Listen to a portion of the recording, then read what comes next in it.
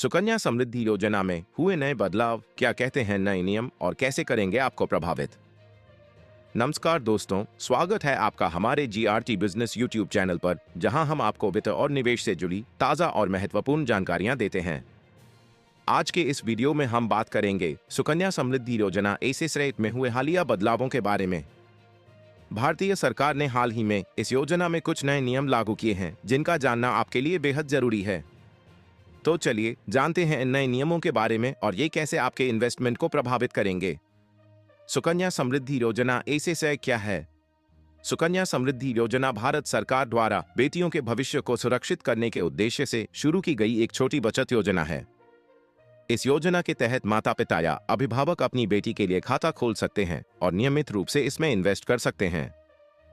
इस योजना के अंतर्गत जमा राशि पर 8.2% की ब्याज दर मिलती है और यह योजना धारा 80C के अंतर्गत टैक्स से पूर्णतः मुक्त है। ये योजना बेटियों की शिक्षा और विवाह के लिए आर्थिक सहायता प्रदान करने का एक बेहतरीन साधन है। नए नियमों की घोषणा। हाल ही में यूनियन मिनिस्ट्री ऑफ फाइनेंस के तहत डिपार्टमेंट ऑफ इकोनॉमिक अफेयर्स ने सुकन्या समृद्धि योजना से जुड़े 6 नए नियम जारी किए हैं। ये नए नियम न केवल सुकन्या समृद्धि योजना के इन्वेस्टर्स के लिए बल्कि नेशनल सेविंग स्कीम और पब्लिक प्रोविडेंट फंड (पीपीएफ) के इन्वेस्टर्स के लिए भी महत्वपूर्ण हैं। सुकन्या समृद्धि योजना के नए नियम। 1. गार्डियनशिप में बदलाव। नए सर्कुलर के अनुसार यदि सुकन्या समृद्धि खाता दादा दादी जो कानूनी अभिभावक नहीं हैं की संरक्षकता के तहत खोला गया है, तो इस खाते की गार्डियनशिप अब प्राकृतिक अभिभावक, जीवित माता पिता या कानूनी अभिभावक को ट्रांसफर कर दी जाएगी। ये बदलाव इसलिए किया गया है ताकि खाता धारक की सुरक्षा सुनिश्चित की जा सके और योजना का दुरुपयोग न हो। 2. अधिकतम खातों की संख्या। सुकन्या समृद्धि योजना के तहत एक परिवार में केवल 2 खाते खोले जा सकते हैं। यदि किसी परिवार ने योजना के पैरा 3 का उल्लंघन करते हुए 2 से अधिक खाते खोले हैं, तो उन इरेगुलर अकाउंट्स को बंद कर दिया जाएगा। ये नियम ये सुनिश्चित करता है कि योजना का लाभ केवल योग्य और जरूरतमंद परिवारों तक ही पहुंचे। 3. जुर्माना और न्यूनतम जमा राशि। सुकन्या समृद्धि योजना के तहत एक फाइनेंशियल ईयर में न्यूनतम 250 रुपये का इन्वेस्टमेंट किया जाना जरूरी है। यदि इस न्यूनतम राशि का इन्वेस्टमेंट नहीं किया जाता है, तो 50 रुपये का जुर्माना लगाया जाएगा। ये जुर्माना इन्वेस्टर्स को नियमित निवेश करने के लिए प्रेरित करता है और उन्हें अपने निवेश के प्रति जिम्मेदार बनाता है। 4. खाते की अवधि और मैच्योरिटी। सुकन्या समृद्धि योजना के तहत खाते में जमा राशि खाता खोलने की तिथि से 14 वर्ष की अवधि तक की जा सकती है। खाता खोलने की तिथि से 21 वर्ष पूरे होने पर खाता मैच्योर हो जाएगा।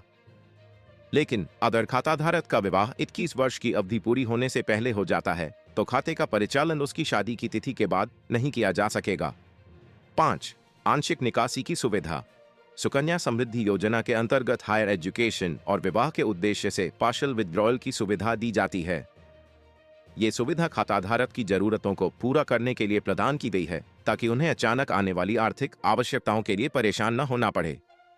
नए नियमों का इन्वेस्टर्स पर प्रभाव। इन नए नियमों का सुकन्या समृद्धि योजना के निवेशकों पर क्या प्रभाव पड़ेगा, आइए जानते हैं। 1. सुरक्षा में वृद्धि। गार्डियनशिप में किए गए बदलाव से खाताधारकों की सुरक्षा में वृद्धि होगी।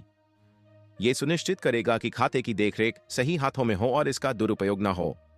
2. योजना का दुरुपयोग रोकना। अधिकतम 2 खातों का नियम ये सुनिश्चित करेगा कि योजना का दुरुपयोग न हो और केवल योग्य परिवार ही इसका लाभ उठा सकें।